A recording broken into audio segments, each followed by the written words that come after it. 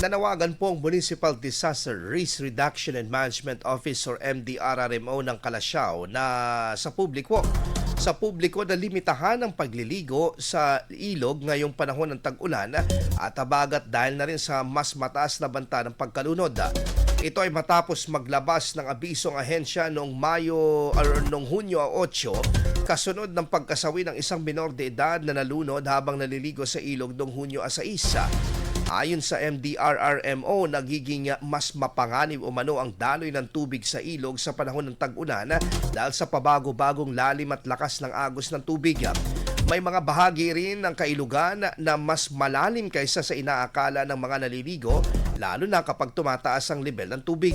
Dahil dito hinihikayat ng tanggapan ang mga magulang at tagapag-alaga na higpitan ang pagbabantay sa kanilang mga anak at huwag hayaang magtampisaw o maligo sa ilog para maiwasan ang mga kaparehong insidente habang nagpapatuloy ang tag-ulan.